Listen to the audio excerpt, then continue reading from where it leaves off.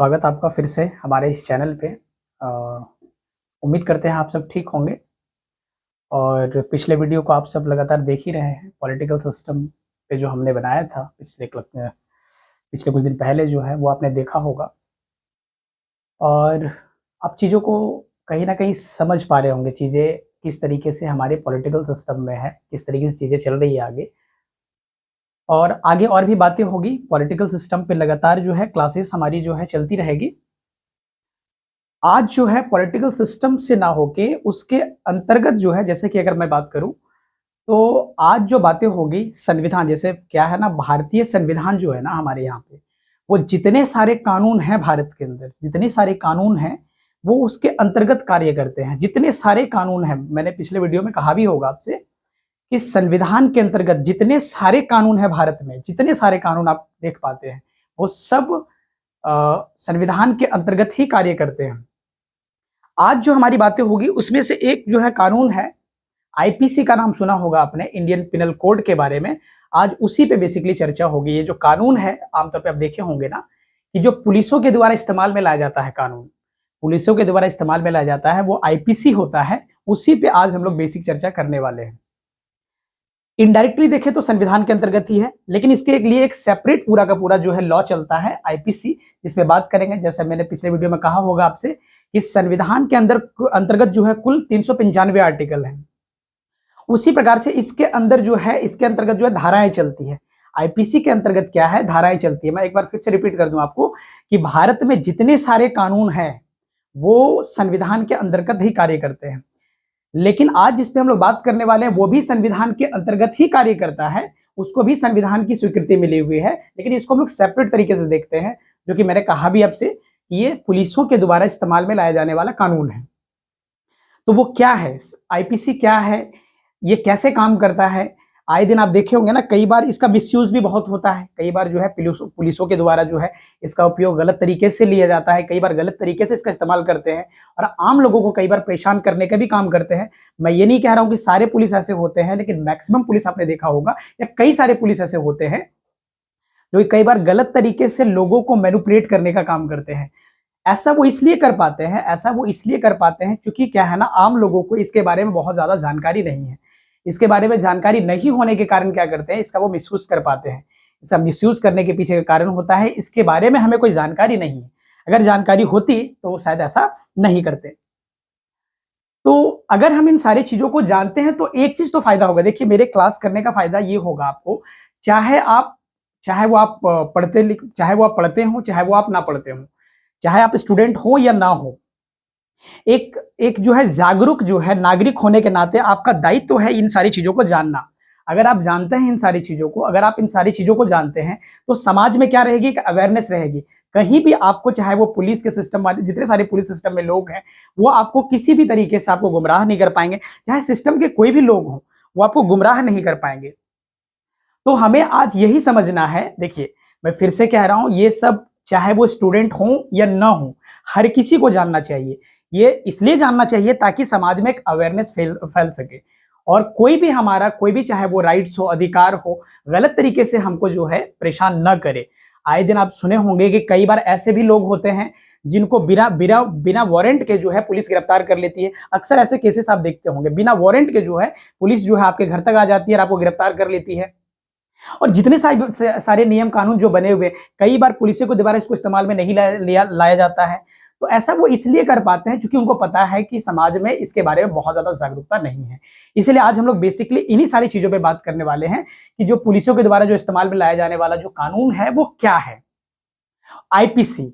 IPC आज हम लोग बेसिकली बात करने वाले हैं और सबके लिए फ़ायदेमंद है। कोई भी व्यक्ति हो इसको देख सकते हैं, समझ सकते हैं, सबके लिए फ़ायदेमंद है। चाहे वो आप लॉ की तैयारी करते हो, अगर आप कानून की पढ़ाई करते हैं या किसी भी तरह की तैयारी करते हैं, तो आपको इन सारी चीज़ों को जानना और समझना चाहिए। चलिए, आज इसी विषय पे हम लोग यहाँ पे शुरुआत करते हैं, आईपीसी। देखिए, मैं आपको एक बार फिर से रिपीट कर दूं, इस वीडियो को आप पूरा देखिएगा, तभी जाके सारी चीज़ें आपको ठीक तरीके से मुकम्मल रूप से आपको समझ में आएगी। मैं फिर से आपको कह दूं कि अगर ये सारे वीडियोस को आप पूरा देखते चलते हैं, सारी चीज़ों को कंटिन्यू देखते चलते हैं, तो यकीन मानिए आपको किसी भी किताब को देखने या पलटने की ज़रूरत नहीं पड़ेगी। इन्हीं सारी चीज़ों से आपको ये सारी बातें क्लियर हो जाएगी। तो इसीलिए मैं उम्मीद करूंगा कि जो भी सारी चीजें मैं बता रहा हूं उसको आप कंटिन्यू देखें। कंटिन्यू देखने का फायदा ये होगा कि सारी चीजें आपको स्टेप बाय स्टेप चीजें समझ में आएगी। तो आज हम लोग स्टार्ट करते हैं आईपीसी। देखिए, संविधान के आर्टिकल पे मैंने बात किया था पिछले कक्षा में, आपको याद होगा। आर्टिकल मैंने शुरुआत कर दिया है। संविधान में आमतौर पर आर्टिकल चलते हैं। संविधान में आमतौर पर क्या चलते हैं? आर्टिकल चलते हैं। उसी प्रकार से जो है यहाँ पे धारा चलेगी, यहाँ पे सेक्शन चलेंगे। तो सेक्शन क्या होता है, इन सारी चीजों को हम लोग समझने वाले हैं। सेक्शन, धारा, ये सब क्या होता है, इन सबके अंतर को भी समझेंगे। तो आज हम लोग क्या होगा, आज जो हम लोग देखने वाले हैं वो यहाँ पे आईपीसी के सेक्शंस को देखने वाले हैं। संविधान में आर्टिकल चलता है। देखिए, आर्टिकल मैंने 395 आपको बताया था। आर्टिकल जो संविधान में होते हैं वो 395 आर्टिकल होते हैं। उसी प्रकार से आईपीसी में जो है, यहाँ पे मैंने बताया था आपको 395 आर्टिकल होते हैं। और मैंने पिछले कक्षा में एक आर्टिकल पे जिक्र किया था, आपको याद होगा। सारे इंट्रोडक्शन के साथ मैंने स्टार्ट किया था और एक आर्टिकल पे मैंने इस पे बात किया हुआ है। आगे कंटिन्यू इस पे वीडियो लगातार जारी रहेगा, वो जल्द ही वीडियो इसकी अपलोड होगी। लेकिन आज से एक चीज और भी हम लोग स्टार्ट करने वाले हैं, जिसको बोलते हैं आईपीसी। आईपीसी में सेक्शन चलता है, धारा, दफा जिसको कहते हैं। आपने सुना होगा ना, आए दिन की दफा 302 के तहत, 300 है ना 7 के तहत, ये सारी दफाएं आपने सुनी होगी। तो दफा या सेक्शन कह लीजिए या फिर धारा कह लीजिए, इसको आप दफा कह लीजिए या फिर धारा कह लीजिए, इसके लिए शब्द चलते हैं ये सब। तो यहाँ पे ये टोटल 511 सेक्शन है जिसपे हम लोग बात करेंगे, एक एक करके बारी बारी चीजों को समझने का प्रयास करते हैं, करेंगे। यदि यकीन मानिए इन सारे अगर धाराओं को आप समझ लेते हैं तो कोई भी पुलिस सिस्टम के लोग या कोई भी लोग आपको किसी भी तरीके से आपको गुमराह नहीं कर पाएंगे। कानून क्या होता है, इन सारी चीजों को अगर आप डिटेल में समझ लेते हैं तो यकीन मानिए आपको कोई परेशान नहीं कर पाएगा और इसका बहुत लाभ आपको आए दिन मिलेगा अगर जान लेते हैं तो। ठीक है, तो आज हम लोग स्टार्ट करने वाले हैं आईपीसी।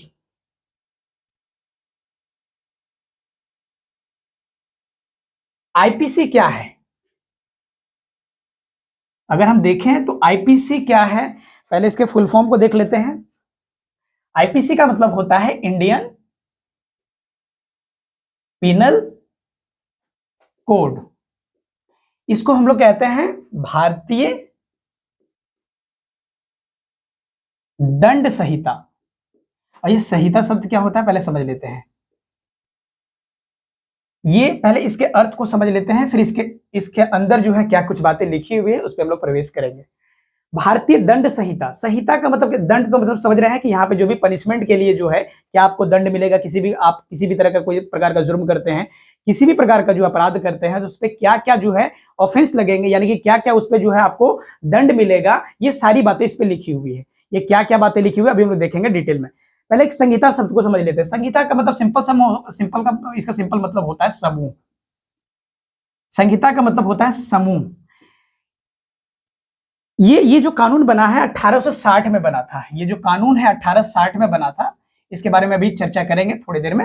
1860 का ये कानून है जो अब तक चल रहा है।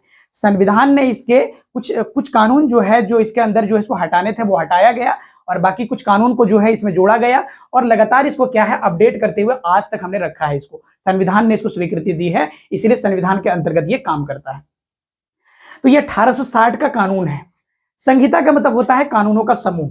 जो भी कानून उस जमाने में अंग्रेजों के द्वारा बनाए गए जो कानून थे, जितने प्रकार के कानून थे, उनको हमने जोड़ के क्या किया, एक संहिता का रूप दे दिया, एक कोड का रूप दे दिया, जिसको हम लोग बोलते हैं कोडिफिकेशन। तो यहाँ पे क्या होता है, ये संहिता, इसका मतलब होता है समूह। ठीक है, इसमें और भी बातें भी बहुत डिटेल में होगी। तो कानूनों का समूह आपको समझ में आ रहा होगा। यहाँ पे क्या है, ये कानूनों का समूह, यानी कि दंड प्रक्रिया जो है या दंड यहाँ पे जो है संहिता है, ये पूरा का पूरा क्या है, अलग अलग प्रकार का जो है कानूनों का समूह है। तो ये बातें आपको समझ में आ रही होगी। अब देखिए यहाँ पे क्या होता है, हम बेसिक बातें भी कर रहे हैं, अभी बेसिक बातें कर रहे हैं, इस पे बस एंट्री कर रहे हैं, फिर इसके धारा को समझना स्टार्ट करेंगे। तो यहाँ पे बेसिक बातें भी चल रही है। देखिए ये दो प्रकार के होते हैं। देखिए अगर हम बोले अगर आईपीसी, तो यहाँ पे ये आईपीसी दो प्रकार के होते हैं। आईपीसी जो होता है वो दो प्रकार के बेसिकली होते हैं। कौन कौन से होते हैं, ये जो इसमें लिखा हुआ जो बातें ये लिखा हुआ है वो दो प्रकार से चीजें रखी हुई है। एक को हम लोग कहते हैं ऑफेंस, एक होता है ऑफेंस और दूसरे को हम लोग कहते हैं पनिशमेंट। यहां पे जो है ऑफेंस और पनिशमेंट क्या होता है अभी समझेंगे। ऑफेंस का मतलब होता है अपराध, ऑफेंस का मतलब होता है अपराध, पनिशमेंट का मतलब होता है दंड, पनिशमेंट का मतलब होता है दंड। तो यहाँ पे बेसिकली जो आईपीसी में जो लिखा हुआ है, आईपीसी में यही सारी बातें पे चर्चा है। ये बस इतना बताता है कि किस अपराध के लिए क्या आपको सजाएं मिलेगी।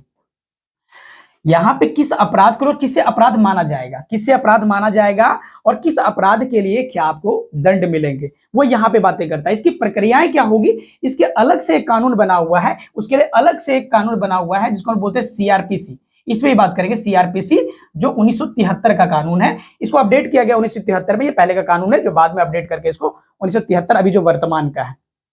इसमें प्रोसेस लिखा हुआ है, ये क्या मतलब होता है, देखिए कई बार कुछ शब्द ऐसे आएंगे थोड़े से परेशान करेंगे, लेकिन यकीन मानिए सारे शब्दों को तोड़ तोड़ के समझने वाले हैं, जो कि आपको कहीं भी कोई कष्ट देने वाला नहीं है। कोई भी शब्द आपको परेशान नहीं करेगा। इन सारे शब्दों को समझेंगे। कई बार अंग्रेजी के शब्द में लिख देता हूं, लेकिन आप उसे कंफ्यूज ना हो, उन सारे शब्दों को बहुत डिटेल में तोड़ तोड़ के हम लोग उसको समझने वाले हैं। ठीक है। ऑफेंस का क्या मतलब होता है, ऑफेंस का मतलब होता है अपराध, और जो है पनिशमेंट। देखिए मान लेते हैं कोई व्यक्ति कोई अपराध करता है, जैसे मान लेते हैं कोई व्यक्ति मर्डर करता है। जैसे आपने सुना होगा ना, मर्डर के लिए एक जो है यहाँ पे धारा चलता है, यहाँ पे धारा, देखिए आर्टिकल की बात वहां पे जब करेंगे ना, तो आर्टिकल वो अलग है और इनके लिए धाराएं चलती है। ठीक है, सेक्शन चलता है। तो एक धारा है 302, ये मैं आर्टिकल की बात नहीं कर रहा हूं, ये धारा की बात कर रहा हूं। यहाँ पे जो आईपीसी में लिखा हुआ है धारा 302, यदि कोई मर्डर करता है, यदि कोई व्यक्ति मर्डर करता है, तो मर्डर करता है, मान लेते हैं कोई व्यक्ति यहां पे मर्डर किया, तो यहां पे जो इसको सजाएं मिलेगी वो 302 के तहत मिलेगी। मैं इन्हीं सारे शब्दों को समझाने का प्रयास कर रहा हूं। यहां पे जो है इसको सजाएं मिलेगी वो 302 के तहत मिलेगी। यहां पे क्या, इसके लिए क्या प्रावधान है, तो इसके लिए प्रावधान है कि कोई व्यक्ति जब मर्डर करता है, तो उसके लिए क्या होता है, आजीवन कारावास हो सकता है, उसको आजीवन कारावास हो सकता है, या साथ ही साथ क्या हो सकता है कि इसको मृत्यु दंड भी मिल सकता है, फांसी की सजा मिल सकती है, या फिर उसको जो है साथ साथ में जो है कुछ फाइनेंशियल यानी कि जुर्माना भी लग सकता है, कुछ आर्थिक रूप से। तो यहां पे जो लिखा हुआ है 302 के तहत यहां पे क्या लिख दिया है, आजीवन कारावास। एक तो ये हो सकता है कि आप जो है उम्र भर जो है जेल में रहें। दूसरा पक्ष ये होता है कि यहां पे एक चीजें और है कि यहां पे आपको क्या हो सकता है कि मृत्यु दंड भी मिल सकता है, यहां पे आपको मृत्यु दंड भी हो सकता है। तो यहां पे जो बातें लिखा हुआ आईपीसी में क्या लिखा हुआ, हम सारे शब्दों को समझेंगे बहुत गहराई से।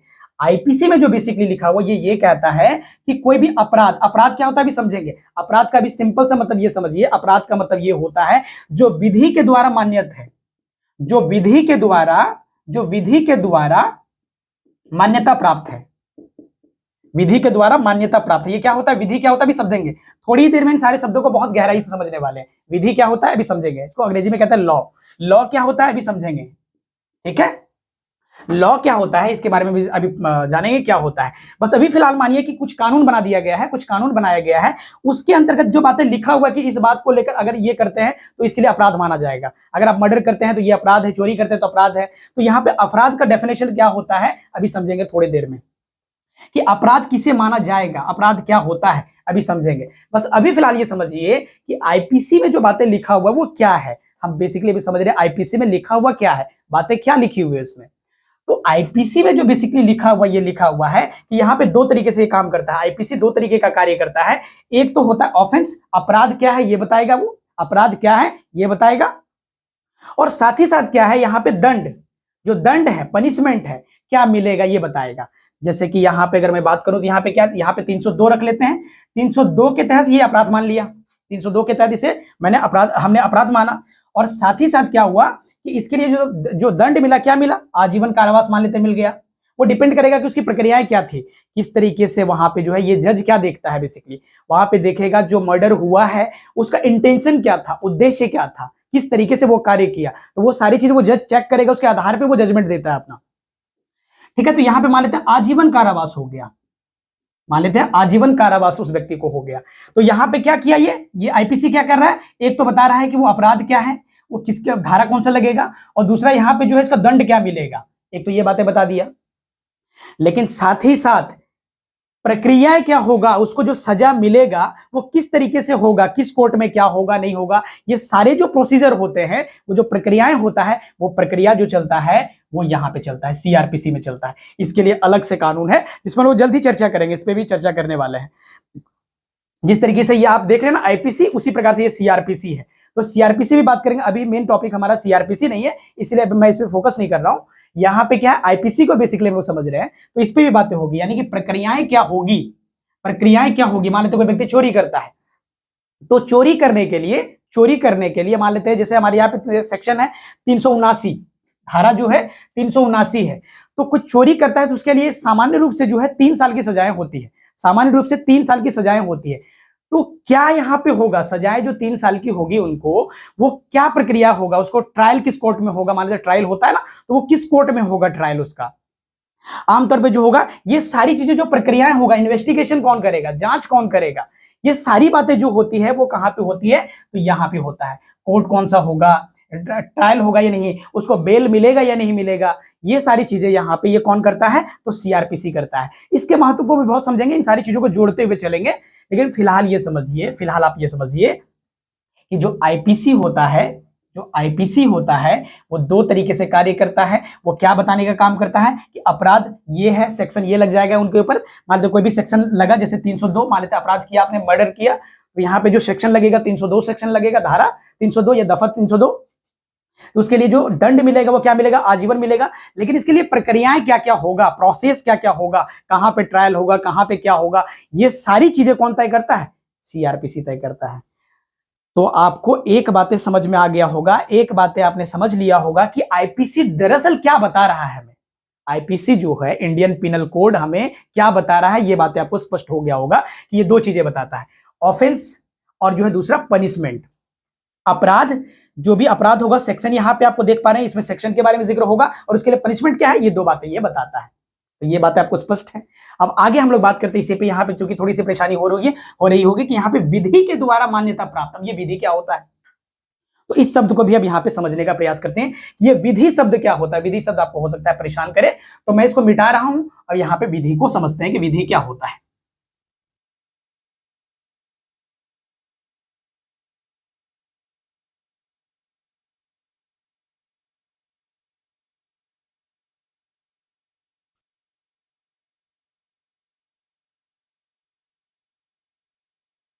देखिए, तो हम लोग अभी क्या पढ़ रहे हैं, आईपीसी, इंडियन पिनल कोड, ठीक है।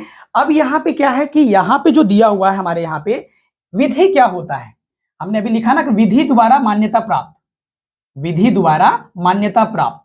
तो ये विधि क्या होता है, लॉ क्या होता है, लॉ क्या होता है, यहां पे जो है आईपीसी बताता है, जैसे हमने बताया ना, एक जो है ऑफेंस और दूसरा मैंने आपको बताया पनिशमेंट। तो ऑफेंस अपराध क्या होगा, ये कहां पे लिखा हुआ है, तो विधि में लिखा हुआ है। तो ये विधि क्या होता है, विधि का सिंपल सा मतलब होता है जो कानून बनाया गया है, जो कानून बनाया गया है, इसको हम लोग बोलते हैं नियमों का समूह। अगर सिंपल से अगर बात कहा जाए तो नियमों का समूह, नियमों का समूह होता है ये विधि। इसको और भी गहराई से समझेंगे अभी।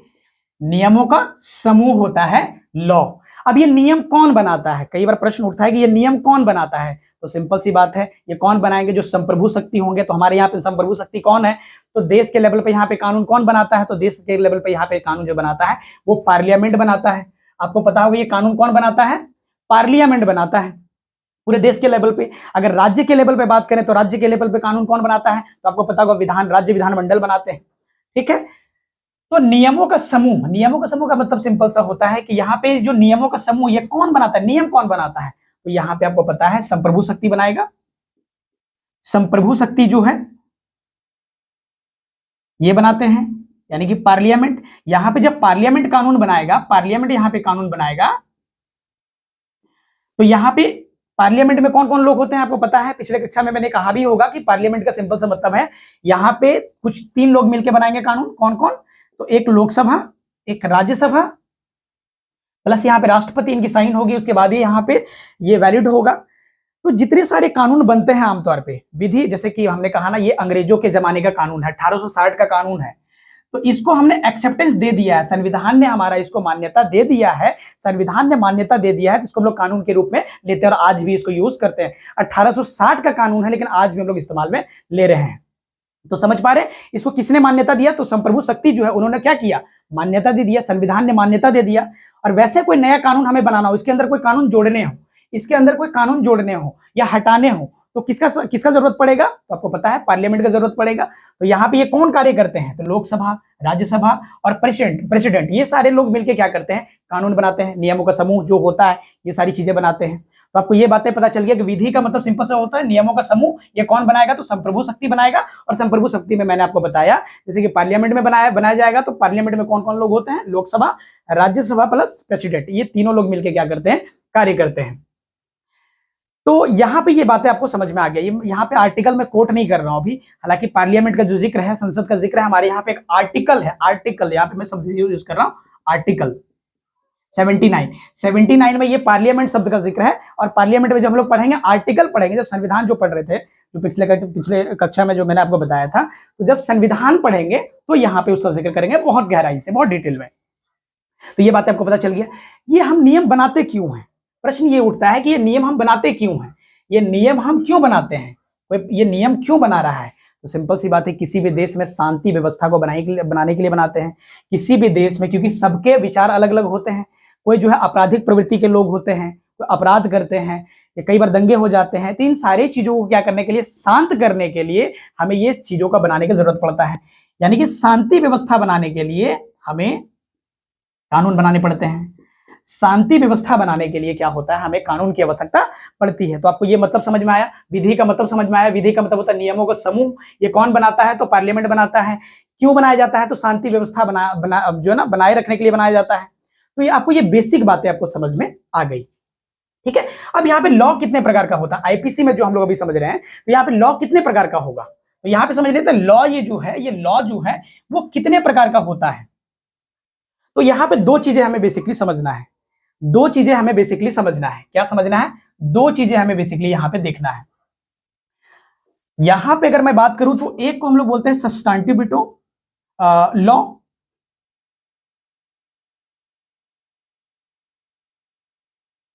और दूसरा जो होता है हमारे यहां पे, जिसको हम लोग बोलते हैं प्रोसीजरल लॉ।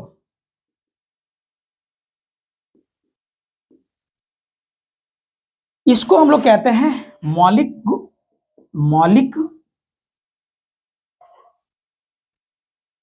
मौलिक विधि, या सारभूत विधि भी कह देते हैं आमतौर पे, सारभूत विधि।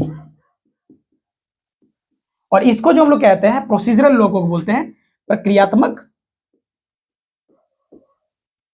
विधि। अब ये क्या होता है? ये शब्द हमें क्यों, देखिए आप किसी भी चीज को पढ़िए तो ना, किसी चीज को आप समझिए तो गहराई से समझिए। एक बार अगर पकड़ बन जाए, उसकी बेसिक चीजें आपको पता चल जाए, तो ये सब जो है धाराएं आपको याद करना, समझना बहुत मुश्किल की बात नहीं है। इसीलिए इन सारी चीजों को, धाराओं को समझने के लिए इन सारी चीजों को समझना बहुत जरूरी हो जाता है। ये क्या होता है? सब्सटैंटिव जो है, या सब्सटैंटिव लॉ क्या होता है, या फिर कह लीजिए प्रोसीजरल लॉ क्या होता है, ये दो प्रकार का जो बेसिकली इसमें बांटा गया है। एक देखिए क्या होता है, लॉ के प्रकार है। अगर मैं एक की बात करूं तो यहां पे ये क्या क्या आता है, इसके अंदर क्या क्या आता है। जैसे इसमें जो है, जो भी आपके अधिकार हैं या दायित्व हैं, इसमें लिखा हुआ है। इसमें अधिकार और दायित्व लिखा हुआ है। इसमें अधिकार और दायित्व लिखा हुआ है। दायित्व का मतलब अकाउंटेबिलिटी, रिस्पॉन्सिबिलिटी, ये सारी चीजें आपने पढ़ा समझा होगा। तो यहां पे क्या लिखा हुआ है? अधिकार और दायित्व। जैसे मैं अगर यहां पे बात करूं संविधान की, इसमें कौन आ जाएगा? इसमें जो है किसको हम लोग पढ़ेंगे, इसमें कौन आएगा? तो संविधान आएगा, ठीक है। और कौन आ जाएगा? आईपीसी आ जाएगा खुद यहां पे, ठीक है। यहां पे और भी जैसे कि मतलब कॉन्ट्रैक्ट एक्ट, ये तमाम तरह के एक्ट आ जाते हैं। तो और भी जो इसके बाद जो एक्ट बना हुआ है, अभी समझेंगे इन सारी चीजों को। एक भी शब्द, देखिए मैं आपको फिर से बता रहा हूं, कोई भी शब्द आपको परेशान नहीं करेगा। मैं सारे शब्दों को तोड़ तोड़ के बताऊंगा, जितने भी सारे शब्द हैं एक एक के मतलब को गहराई से समझेंगे। बशर्ते आपको क्या होगा, धैर्यता से सुनना पड़ेगा, थोड़ा सा धीरज रख के आपको क्या करना पड़ेगा, सुनना पड़ेगा। देखिए तब जाके सारी बातों को समझ पाएंगे। आईपीसी आपको पता है 1860 का कानून है। ये आपको पता है कॉन्ट्रैक्ट एक्ट आया था 1872 का कानून है। समझेंगे क्या होता है। इसी प्रकार से इसमें क्या होता है, देखिए ये शब्द आपको परेशान करेंगे, फिर से मैं आपको समझाऊंगा। ये जो प्रक्रियात्मक जो विधि है, ये इसमें कौन कौन आता है? इसमें वही आ जाएगा, सीआरपीसी आ जाएगा, सीआरपीसी आ जाता है। और इसमें एक आता है इंडियन एविडेंस एक्ट। ये क्या होता है? तो इंडियन एविडेंस एक्ट का सिंपल सा मतलब होता है कि हमारे यहाँ पे किसको गवाही के रूप में माना जाएगा, कौन गवाही हो सकता है, किसको गवाह के रूप में लिया जा सकता है। जब भी कोई केस होता है तो हम लोग आए दिन देखते हैं ना कि वहां पे गवाही के रूप में लेके जाना पड़ता है कि कौन गवाह होंगे नहीं होंगे। उसके लिए जो कानून बना हुआ है उसको हम लोग बोलते हैं एविडेंस एक्ट। एविडेंस एक्ट ये भी 1872 का कानून है। समझेंगे ये सब क्या होता है। देखिए, तो सब्सटेंटिव लॉ का मतलब होता है सारभूत या मौलिक विधि। इसका मतलब होता है अधिकार और दायित्व की बात करता है ये। यानी कि हमारे संविधान के अंदर क्या लिखा हुआ है, सारे अधिकार छुपे हुए हैं, हमारे तमाम तरह के जो अधिकार होते हैं, मौलिक अधिकार से लेकर सारी चीजें जो लिखी हुई है संविधान में लिखा हुआ है। आईपीसी में जितने सारे धाराएं हैं वो इसमें लिखा हुआ है। कॉन्ट्रैक्ट एक्ट बात करेंगे, इसमें भी क्या होता है। तो यहाँ पे जो बातें लिखा हुआ है, संविधान हो, आईपीसी हो, कॉन्ट्रैक्ट एक्ट में जो बातें लिखी हुई है, मान लेते को हनन कर लेता है। जैसे मान लेते यहाँ का कोई अधिकार मेरा छीन लिया, या मान लेते आईपीसी में कोई धारा गलत तरीके से हम पे लगा दिया, तो ये जो मान लेते हैं यहाँ पे कोई अधिकार छीना, हमारा कोई अधिकार छीन लिया मान लेते हैं, तो वो कैसे हमें अधिकार मिलेगा, कैसे वो अधिकार हम तक आएगा, ये कैसे हम तक अधिकार, वो जो हमारा छीना हुआ अधिकार है हम तक कैसे आएगा, वो जो प्रक्रियाएं चलेगा, वो प्रक्रिया क्या होगा, इसी को हम लोग कहते हैं प्रोसीजरल लॉ। इसी में आ जाता है सीआरपीसी, जिसका मैंने संकेत किया थोड़ी देर पहले कि इसमें क्या होता है, प्रक्रियाएं होता है, क्या प्रक्रियाएं होगा नहीं होगा, ये सारी बातें। फिर से मैं आपको एक एग्जांपल कोट करके आपको बताऊं, तो जैसे मैंने अभी बताया ना, चोरी, जो कोई व्यक्ति चोरी करता है, जब कोई व्यक्ति चोरी करता है, जब कोई भी व्यक्ति चोरी करेगा, तो यहाँ पे जो धाराएं लगेगी कौन सी लगेगी, 370, यहाँ पे 379 जो यहाँ पे धाराएं लगी, यहाँ पे 379 जो है धाराएं यहाँ पे लगेगी, तो इसके लिए 3 साल की सजा है। 3 साल जो है यहाँ पे सजा हो सकता है, डिपेंड करेगा वो जो है किस प्रकार का चोरी है। मैं बताऊंगा, समझाऊंगा इन सारे शब्दों को बहुत गहराई से। तो यहाँ पे जो है सेक्शन, हमारे यहाँ पे जो है, जो सेक्शन है यहाँ पे, सेक्शन 369 के तहत क्या हुआ, 3 साल का यहाँ पे सजा हो सकता है, 3 साल का सजा हो सकता है। तो आप समझें अगर इसको, तो 3 साल की यहाँ पे सजा हो सकती है। तो यहाँ पे जो ये जो बातें लिखी हुई है, यहाँ पे ये जो बातें लिखी हुई है, तो ये कहाँ पे लिखा हुआ है ये सारी चीजें, तो यहाँ पे सब्सटेंटिव लॉ में लिखा हुआ है, हमारे यहाँ पे लिखे हुए हैं, इसको हम लोग कहते हैं सब्सटेंटिव लॉ।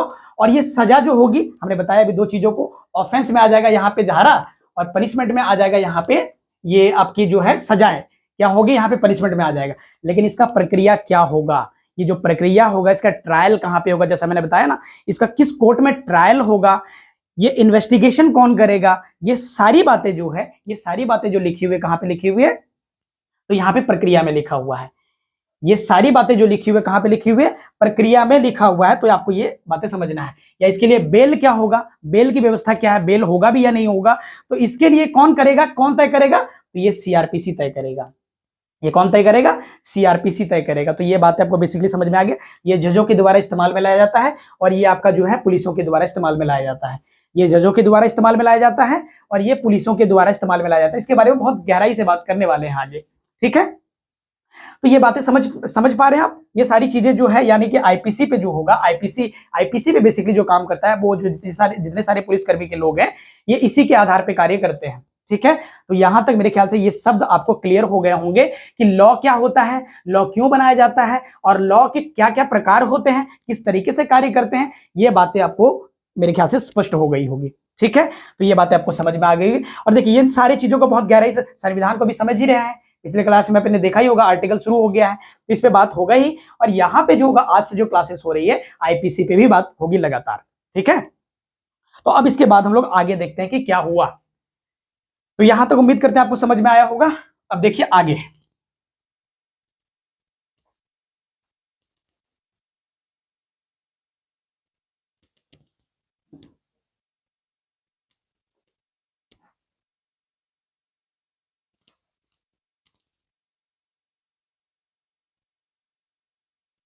अब देखिए क्या होता है, चरण क्या होता है, जो अपराध होता है उसके चरण क्या क्या होते हैं। अपराध जो होते हैं, जैसे हमने बताया ना, अपराध कौन तय करेगा, तो विधि तय करेगा क्या क्या अपराध होगा या नहीं होगा, और उसमें बात होगी आगे। उसके तमाम तरह के सिद्धांत आते हैं, तमाम तरह के सिद्धांत होते हैं, तो उस पर अभी बात करने से बचेंगे, क्योंकि आगे जो है उसमें जिक्र होगा, उस पर जो अपराध क्या क्या होता है उस पर जिक्र होगा बहुत गहराई से।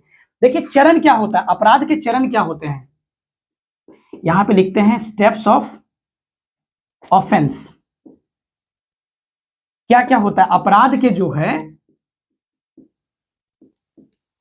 चरण, क्या क्या होते हैं। अपराध के चरण क्या क्या होते हैं? तो अपराध के जो चरण होते हैं वो बेसिकली 4 होते हैं।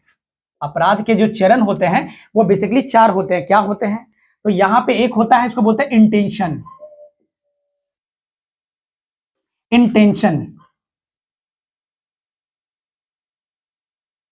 पहला जो होगा इंटेंशन, और दूसरा जो हमारे यहां पे होता है इसको हम लोग बोलते हैं आमतौर पे कि प्रिपरेशन। आपका जो है, मान लेते हैं जो पहला, अभी देखिए इस शब्द को बहुत गहराई से समझेंगे। दूसरा होता है प्रिपरेशन, ठीक है। एक होता है इंटेंशन, यानी कि आपका आशय क्या है ना, इसको हिंदी में समझ लीजिए आशय या उद्देश्य। प्रिपरेशन का मतलब तैयारी, प्रिपरेशन का मतलब होता है तैयारी। और इसको बोलता है तीसरा जो होता है हमारे यहां पे अटेम्प्ट,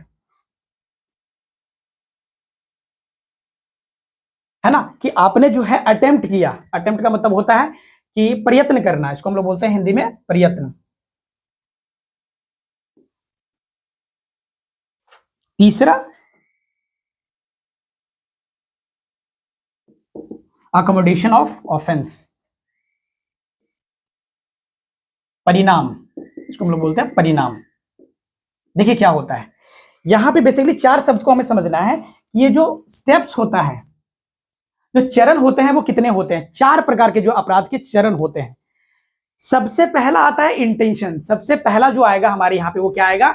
इंटेंशन। क्या होता है इसका मतलब? इंटेंशन का क्या मतलब होता है? इंटेंशन का मतलब होता है आशय। आपके दिमाग में सबसे पहला जो है वो आएगा। मान लेते हैं आप किसी का मर्डर करते हैं तो सबसे पहले विचार आएगा आपके दिमाग में। तो विचार जो आया, सबसे पहले तो विचार ही आएगा ना भाई। आप किसी को अगर आप मर्डर करते हैं किसी का, तो सबसे पहले क्या आता है? विचार आता है। तो जो विचार आया वो अपराध नहीं है, क्योंकि ये जो कानून जो है सबके दिमाग में थोड़ी ना घुसा हुआ है। सबके दिमाग में थोड़ी ना है कि आप क्या सोच रहे हैं, किसके बारे में क्या सोच रहे हैं। वो तो कोई आइडेंटिफाई नहीं कर सकता है। तो इसको बोलते हैं जो इंटेंशन। ये अपराध नहीं माना जाएगा, क्योंकि मेरे दिमाग में भी क्या चल रहा है या आपके दिमाग में क्या चल रहा है कौन जानता है।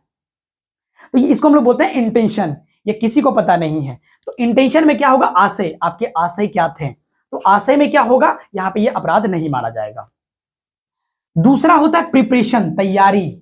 आप किसी भी क्राइम को करने को आप तैयार हैं। दिमाग आपका हाँ बोल दिया है कि किसी का मर्डर करने वाले हैं या कुछ भी करने वाले हैं, तो दिमाग बोला, अब उसमें क्या करना स्टार्ट कर दिया आपने? तैयारी करना स्टार्ट कर दिया। तो इसको हम लोग बोलते हैं तैयारी। तैयारी को कभी कभी, हालांकि इसको भी अपराध नहीं माना जाएगा, इसको अपराध नहीं माना जाएगा, लेकिन कभी कभी जो है इसको अपराध माना जा सकता है। जैसे कि मान लेते हैं कोई डकैती करने वाला है, सपोज कीजिए कोई डकैती करने वाला है, तो वो डकैती जो करने वाला है इसको माना जाएगा कि ये प्रिपरेशन कर रहा है, तैयारी कर रहा है, तो गड़बड़ करेगा ये तो वैसे स्थिति में इसको क्या मान लिया जाएगा? ये ऑफेंस इसको मान लिया जाएगा, यानी कि इसको जो है क्या माना जाएगा? इसको क्राइम माना जाएगा। और साथ ही जैसे कोई बड़े नेता हो गए, राजनेता हो गए, प्रधानमंत्री हो गए, उसके खिलाफ आपने षड्यंत्र कर दिया, तो उसको भी क्या माना जाएगा? उसको भी जो है माना जाएगा, प्रिपरेशन भी इसको मान लिया जाएगा, ये भी क्राइम है। हालांकि जो है सामान्यतः इसको क्राइम नहीं मानते, क्योंकि आपने तैयारी अभी जो शुरू किया नहीं है। तो यहाँ पे इसको, लेकिन कुछ मामलों में छोड़ के यहाँ पे इसको क्राइम नहीं माना जाएगा। अटेम्प्ट, तैयारी। अब तैयारी से ऊपर की बातें हैं। प्रयत्न आपने कर लिया, आपने क्या किया? प्रयत्न करने का, अब कोशिश कर रहे हैं। मान लेते किसी का मर्डर कर रहा है, तो मान लेते कोई व्यक्ति मर्डर करेगा तो प्रयास करेगा। मान लेते किसी को चाकू मार रहा है, कुछ भी कर रहा है, तो वो प्रयास करेगा ना, पहले वो अपने आप को बचाने का भी तो प्रयास करेगा। सामने वाला व्यक्ति क्या करेगा? अपने आप को बचाने का भी तो प्रयास करेगा, लेकिन ये क्या कर रहा है? प्रयत्न कर रहा है। यहाँ पे एग्जाम्पल समझ लेते हैं, जैसे यहाँ पे 302 फिर से ले लेते हैं। मान लेते हैं कोई जो है धारा 302 के तहत कोई किसी को, या यहाँ पे धारा 302 नहीं चलेगा, 307 चलेगा। यहाँ पे धारा 307 चलता है। धारा 307 में होता है, आप मान लेते हैं कोई किसी का मर्डर करने का प्रयास कर रहा है, कोई भी व्यक्ति मर्डर करने का प्रयास कर रहा है, तो ये धारा 307 में रखा जाएगा, ये सेक्शन 307 में रखा जाएगा। तो 307 के तहत, यहां पे बोलते हैं ना दफा 307 के तहत आपने जो है उसको क्या किया? मारने का प्रयास किया। तो यहां पे क्या होगा? यहां पे 307 के तहत माना जाएगा कि वो क्राइम है। आपने क्या किया? प्रयास किया मारने का। ये बातें कहां पे लिखा हुआ है, इसको और भी बेहतर तरीके से क्लियर किया है यहाँ पे धारा 511। धारा 511 जो है, सेक्शन 511 बोलता है, सेक्शन 511 कहता है कि भाई आप अगर प्रयास करते हैं इस तरीके का जो है क्राइम करने का, तो उसमें आधी सजाएं मिलेगी। मान लेते हैं आपको जो है कोई भी सजा, मान लेते हैं जो भी मिलना था उससे आधी सजाएं मिलेगा यदि आप प्रयत्न भी करते हैं तो भी। आप कोशिश भी करते हैं तो आपको ये सजाएं मिलेगी। तो ये दूसरी बात आपको समझ में आ गई, अटेम्प्ट। और लास्ट में एकोमोडेशन ऑफ द ऑफेंस। अब सिंपल सी बातें हैं, यहां पे लास्ट में आपने क्या किया, लास्ट में आपने क्या किया, अब जो है अटैक कर ही दिया है, तो यहां इसके लिए जो सजाएं मुकर्रर होगी वो तो होगी। तो ये 4 स्टेप्स में ये काम होते हैं, समझ पा रहे हैं, यहां पे ये 4 स्टेप्स में ये क्या होते हैं, ये सारे कार्य होते हैं। तो यहां पे एक तो हो गया यहां पे इंटेंशन, यहां पे हो गया preparation, attempt, accommodation of offence. यहां पे समझ पा रहे हैं, इन 4 चीजों को आप बहुत अच्छे से समझ पाए होंगे। अब इसके बाद क्या है, ये चरण आपको समझ में आ गया, ये चरण आप समझ लिए, इस तरीके से चरण में ये बातें चलती है। अब इसके बाद क्या होता है, अब इसके बेसिक बातों को समझ लेते हैं। देखिए आईपीसी के सेक्शन अभी स्टार्ट करेंगे, अभी इसके बाद आईपीसी के सेक्शन को स्टार्ट करेंगे कि इसमें क्या बातें रखी हुई है। तो ये बातें समझ गए कि यहाँ पे 4 प्रकार के क्या होते हैं, स्टेप्स होते हैं। ऑफेंस के 4 प्रकार के क्या होते हैं, स्टेप्स होते हैं। ठीक है, तो यहाँ पे ये बातें आपको समझ में आई होगी। अब इसके बाद क्या होता है, एक बेसिक बातें हम लोग समझ लेते हैं। इसके बाद बेसिक बातें समझते हैं कि यहाँ पे इसके पीछे का एक थोड़ा सा बैकग्राउंड देख लेते हैं। आईपीसी का क्या होता है, एक बैकग्राउंड देखिए। मैं ये बातें इसलिए आपको समझा रहा हूं ताकि आप आईपीसी को ठीक से समझ सके। ये बातें वैसे जरूरी नहीं है, अगर आप नहीं छोड़ भी सकते थे, लेकिन क्या होता है जब हम आईपीसी बात करते तो उस समय भी बात कर सकते थे, लेकिन क्या है उसको समझने से पहले अगर आप समझ लेते हैं तो आपको दिक्कतें नहीं आएगी। ठीक है, इसके बाद देखिए क्या होता है, इसके बाद जो है इसके बैकग्राउंड पे अगर जाए कि ये बना कब से, ये कानून जो है ये कब से बना। तो ये कानून जो है सबसे पहली बार जो है 1834 में, 1834 में जो है 1834 में एक आयोग बना था, आयोग बना था। तो यहां पे विधि आयोग बना था 1834 में, विधि आयोग, विधि आयोग बना था 1834 में। इसके जो अध्यक्ष थे लॉर्ड मैकाले करके थे, लॉर्ड मैकाले, मैकॉले बोल देते हैं कई बार, अंग्रेजी नाम ऐसे ही होते हैं, है ना। तो यहां पे क्या है, यहां पे 1834 में लॉर्ड मैकाले करके एक व्यक्ति हुए जो इसकी अध्यक्षता कर रहे थे। बहुत ही बड़े जो है कानून के ज्ञाता थे, बहुत बड़े माने जाते हैं। और उस समय जो है वहां पे जो शासन जो माना जाता है वो विलियम बेंटिक करके एक व्यक्ति थे, उनके अंतर्गत ये काम कर रहे थे। इसके अध्यक्ष कौन थे, विधि आयोग का मतलब मान लेते हैं कुछ लोगों का समूह। सरकार ने कहा कि आपको इस तरीके के कानून बनाने हैं, तो एक कुछ लोगों का समूह बैठा, उसके अध्यक्ष कौन थे, लॉर्ड मैकाले। इसको हम लोग बोलते हैं विधि आयोग, प्रथम विधि आयोग इसको कहते हैं, प्रथम विधि आयोग। तो यहां पे 1834 में ये बना, ठीक है। लेकिन ये लागू कब हुआ, ये अधिनियमित कब हुआ, यानी कि जो कानूनी रूप इसको कब मिला, तो 1860 अक्टूबर 6, अक्टूबर 6 को जो है, अक्टूबर 6 को जो है यहां पे क्या मिला, इसको जो है एक जो है यहां पे कानूनी दर्जा मिला इसको, ये अधिनियमित हो गया।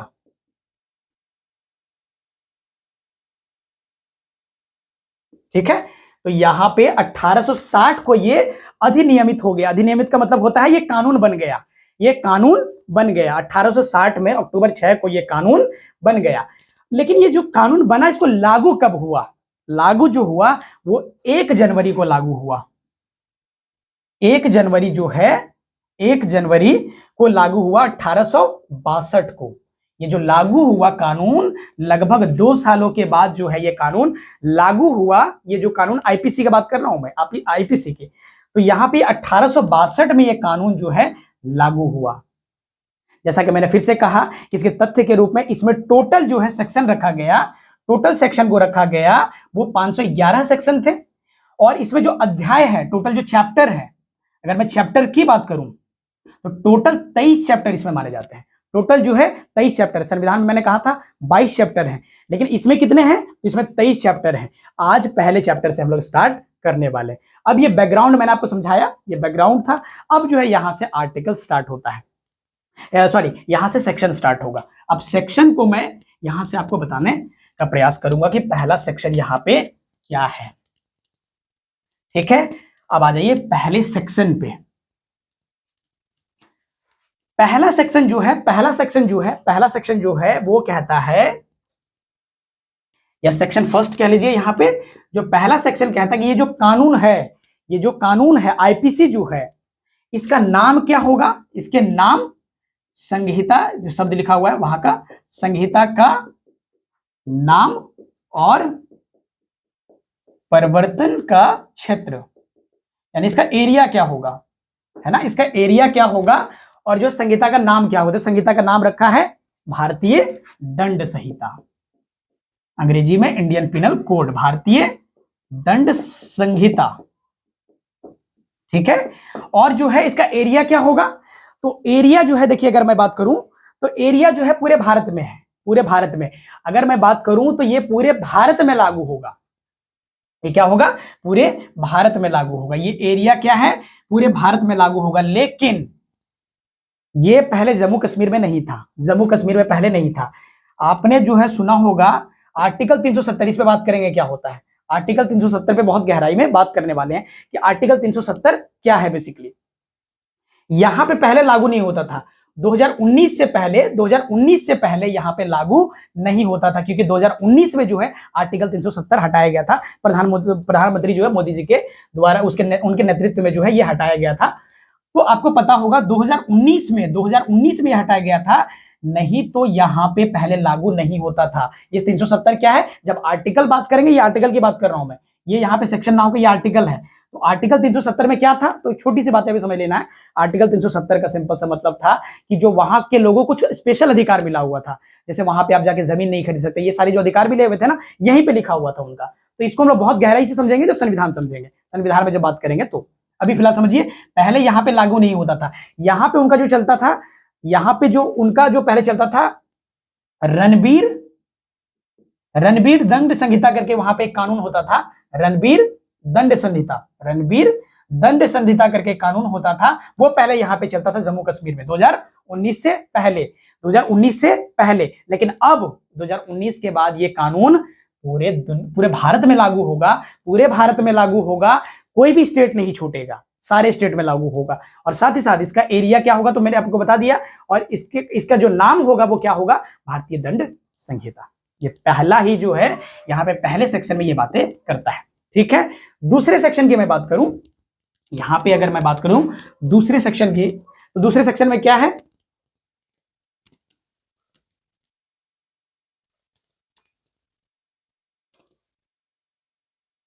देखिए भारत के भीतर दूसरा जो सेक्शन है, भारत के भीतर किए गए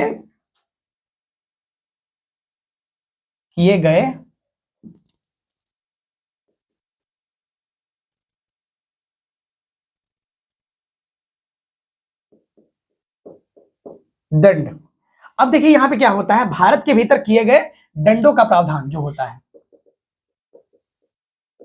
तो अब क्या है कि भारत के भीतर मान ले तो कोई भी व्यक्ति अपराध करता है, भारत के भीतर कोई भी व्यक्ति अपराध करेगा तो उसके लिए जो दंड होगा, वो कहां पे लिखा हुआ है, भारत के भीतर किए गए दंडों का प्रावधान। यहां पे देखिए कोई भी व्यक्ति भारत के भीतर अगर कोई अपराध करता है तो इसको यहां पे सेक्शन 2 में स्पष्ट किया गया है। कोई भी व्यक्ति, देखिए मैं व्यक्ति शब्द का जिक्र कर रहा हूं, व्यक्ति का मतलब होता है, व्यक्ति और नागरिक अलग होते हैं।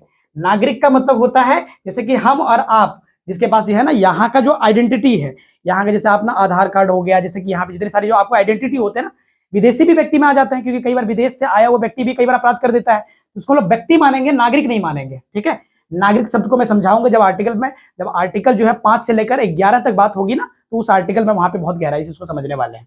ठीक है, तो यहां पे क्या होगा, इस व्यक्ति पे लागू होगा। कोई भी व्यक्ति भारत के भीतर अगर अपराध करता है, कोई भी व्यक्ति अगर भारत के भीतर अपराध करता है तो उसको दंड जो है मिलेगा, आईपीसी के तहत जो है उसको दंड मिलेगा। ये बातें लिखा हुआ है सेक्शन 2 में। ये बातें कहां पे लिखा हुआ है, सेक्शन 2 में। इसमें एक बात जो समझने वाली है वो ये है कि यहां पे ये कानून लागू नहीं होगा राष्ट्रपति के ऊपर, प्रेसिडेंट के ऊपर ये कानून लागू नहीं होगा। और किस पे लागू नहीं होगा, ये अपवाद है, ये एक्सेप्शन है, इन पे लागू नहीं होगा। प्रेसिडेंट पे लागू नहीं होगा, गवर्नर पे लागू नहीं होगा। ठीक है, और गवर्नर के साथ अब पीएम पे भी लागू नहीं होगा। पीएम का मतलब होता है एक संशोधन हुआ था संविधान में, एक संशोधन हुआ था। संविधान संशोधन क्या होता है बात करेंगे। संविधान संशोधन का सिंपल सा मतलब होता है संविधान में कुछ बदलाव करना, उसको भी फिलहाल समझिए संविधान संशोधन होता है। तो 40वें जो संविधान संशोधन हुआ था 1974 में, 1974 में जो है 40वां जो है संशोधन हुआ था। इसमें से पीएम को शामिल कर लिया गया, प्रधानमंत्री को इसमें शामिल कर लिया गया है। प्रेसिडेंट रहेंगे, गवर्नर रहेंगे, पीएम रहेंगे। इनको कौन से आर्टिकल के तहत ये छूट मिला हुआ है, तो इनके लिए आर्टिकल है 360। 360 के तहत इनको छूट मिला हुआ, लिखा हुआ है आर्टिकल 360 में इनको छूट मिला हुआ 360 के तहत। पीएमजी को जो है यहाँ पे 40वें के तहत जो है ना 40वां संशोधन हुआ 1974 में, इसके तहत इनको भी जो अब यहाँ पे छूट मिलने लग गया है कि इसके तहत इनको अपराधी नहीं माना जाएगा जो जब अपने कार्य कर रहे हैं उस दौरान। और साथ ही साथ मान लेते हैं कोई विदेश से कोई राजा आया या विदेश से कोई भी ऐसे व्यक्ति आए जो प्रधान है, तो उनको भी क्या होगा, उनको भी जो है यहाँ पे उनके ऊपर भी आरोप नहीं लगेगा। तो मान लेते हैं विदेश से कोई भी व्यक्ति आते हैं तो उनके ऊपर जो है क्राइम रिकॉर्ड नहीं किया जाएगा। ये कहाँ पे बातें लिखा हुआ है, आर्टिकल 361 में लिखा हुआ है। इसका सिंपल सा मतलब ये हुआ, ये आर्टिकल है भाई, यहाँ पे ध्यान रखना है, ये आर्टिकल है, ठीक है, ये आर्टिकल है। आर्टिकल जब वहां पे बात करेंगे तो वहां पे डिटेल में चर्चाएं होगी, ठीक है। तो ध्यान रहे किनके ऊपर यहाँ पे ये अपराधी नहीं माने जाएंगे, तो प्रेसिडेंट नहीं माने जाएंगे, गवर्नर नहीं माने जाएंगे, पीएम नहीं माने जाएंगे, विदेश से कोई राजा आता है या कोई मंत्री आता है तो उनको जो है इसके तहत जो है अपराध नहीं माना जाएगा। समझ पा रहे, ये अपवाद है। और बाकी आपने समझ लिया कि यहाँ पे भारत के इसके अलावा भारत के कोई भी व्यक्ति या विदेश से भी कोई आया हुआ व्यक्ति अगर कोई अपराध करता है तो सेक्शन 2 के तहत उसे अपराधी माना जाएगा। तो उम्मीद करते हैं इस छोटे से वीडियो में आपको ये बातें समझ में आया होगा कि ये किस तरीके से प्रक्रियाएं चलती है। इसमें बहुत गहराई से आगे बातें होगी, और भी सेक्शंस हैं, इसमें धीरे धीरे बात करेंगे और सारी चीजों को बहुत गहराई से समझने का प्रयास करेंगे, ठीक है। यहाँ पे अभी आपको थोड़ा सा कंफ्यूजन हुआ कि संशोधन क्या होता है। मैं अभी संशोधन पे बात नहीं कर रहा हूँ। संशोधन क्या होता है, बहुत गहराई से बात करने वाले संशोधन क्या होता है। संशोधन का मतलब होता है संविधान में कोई चीजें बदलना या जोड़ना, उसको बोलते हैं अमेंडमेंट। आर्टिकल 368 हमारे यहाँ पे एक आर्टिकल है, उस पर यह बातें जिक्र है, उसका जिक्र है। तो आर्टिकल 368 उस दिन जब जिक्र करेंगे तो बहुत गहराई से इस पर बात करेंगे। भाग 20 में लिखा हुआ है, जो कि एक ही आर्टिकल उसमें है 368, उस पर चर्चा जब होगी तो हम ये बताएंगे संशोधन कैसे होता है, क्या होता है, कौन कर सकते हैं और कौन नहीं कर सकते हैं। इन सारी चीजों में बहुत गहराई से बात करेंगे। उम्मीद करते हैं आपको इन सारी चीजों को बहुत अच्छे से समझ पाए होंगे, और जल्द ही जो है संविधान के दूसरे वीडियो अपलोड होंगे। और उम्मीद करते हैं आईपीसी का ये छोटा सा आपको जो है चीजें समझ में आया होगा। ये 2 सेक्शन हमने आज समझा, बाकी सेक्शंस को जल्द ही अपलोड करने का प्रयास करेंगे। Thank you so much.